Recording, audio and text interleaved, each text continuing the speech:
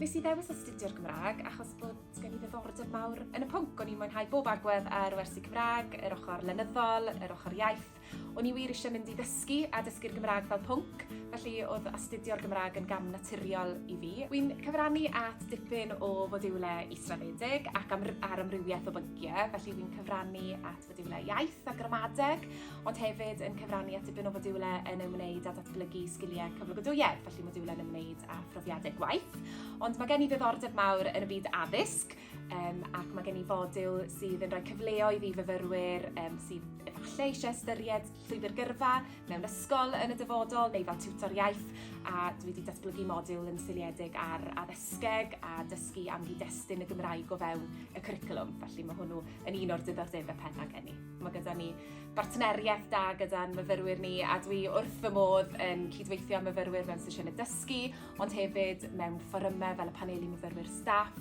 a chyfleoedd cymdeithasol falle i ddod i nabod y myfyrwyr y tu hwnt i'r stafell dosbarth fyd. A dwi'n credu bod berthynas agos honno rhwng staff a myfyrwyr yn un werthfawr iawn yma.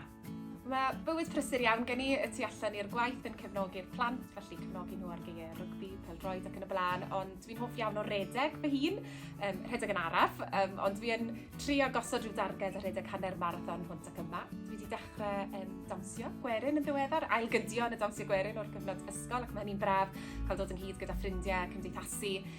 a ie, mwynhau bywyd y brifddinas, felly mwynhau mynd am dro bach i'r parciau diri sydd yma a mwynhau treulio cyfnod gyda'r teulu.